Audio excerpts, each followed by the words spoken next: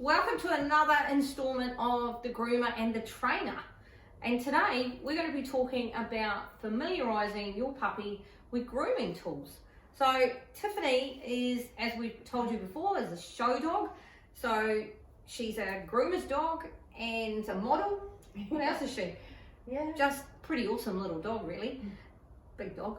And so we're going to have a chat. Well, Charmaine's going to be doing the talking. I'm going to be doing the learning today as well about grooming tools and getting your dog used to them. Before we talk about the grooming tools, I teach my people all about cooperative care and how to handle their dog and make sure you can lift their paws up, look in their ears and all that kind of stuff. And what we find is that dogs really like touch.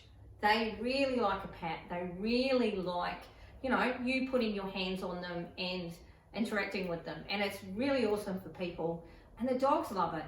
And what we've discovered, or I've discovered watching Charmaine with her dogs lately, is that grooming tools is simply an extension of your hand. It's just the exact same thing, touching a dog and enjoying that moment if you know what you're doing.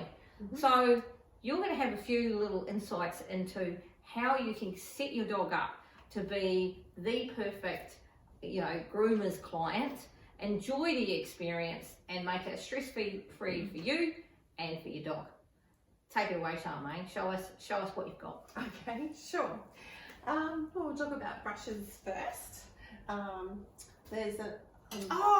I've got one of those. Yes. Everyone has one of those. Yes. They're in every single shop. I think you buy from a supermarket.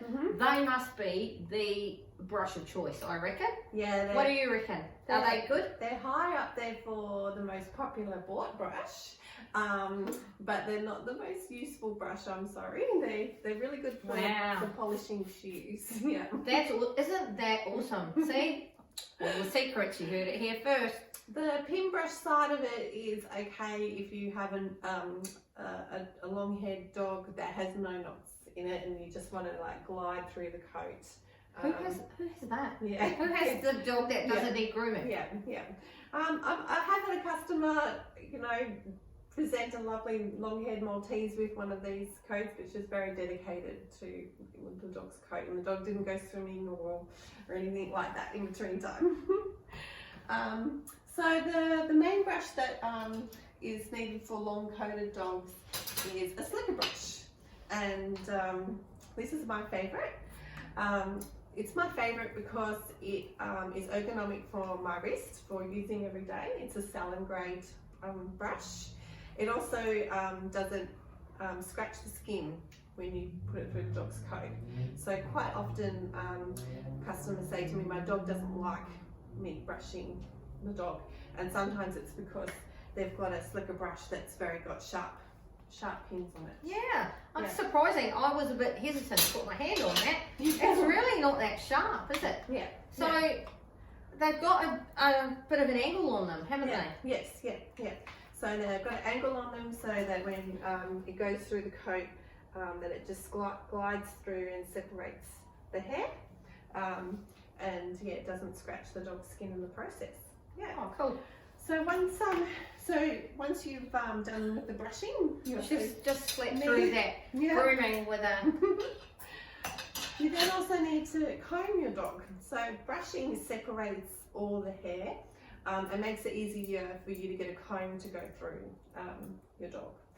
So one of these combs are traditionally called a greyhound comb. I know, and every time you say that, it cracks me up. Yeah, because greyhounds don't need these combs. No. So they have a wide end and a fine end, so that you can get the wide end through the coat first, and then once you've got no knots that way, then you can get your finer comb through as well. This 4-month-old puppy is sleeping through the grooming experience. Yeah. So what does that tell you about grooming? Yeah.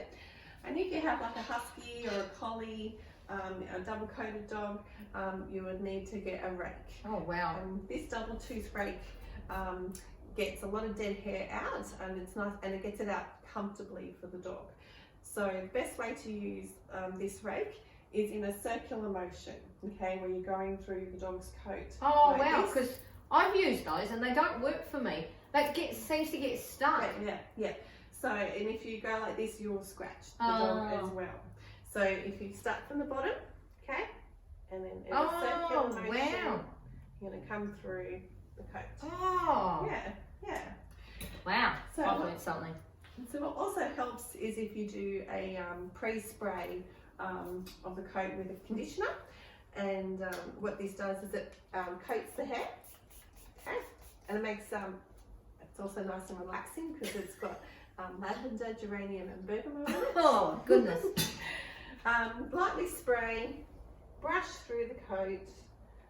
Okay, Wow, look at that. we know she's got no knots. We're just desensitizing her to the feeling of. I think that's done, Charmaine. I think the desensitising thing has been quite successful when you can groom your dog and she's asleep throughout the whole process. Yeah, so when a dog is a puppy and getting used to it, you probably are best waiting till they are a bit tired and sleepy, and it becomes a relaxing thing to do, rather than if they're full of energy, they might start turning around and trying to think it's a game and bite the comb and brush and Yeah. I'm just a bit concerned that when you stand this dog up on a grooming table, she's actually just going to fall over and go to sleep, Charmaine. So I'm looking forward to seeing what happens there. Yeah, well, it should just be a relaxing, normal part of a dog's life to be brushed and groomed, and it doesn't need to be, anxiety ridden. It's just a normal part of their life. And groomers will love it if you present them with a dog that is mat free and not free. Absolutely. Wow, that's fantastic.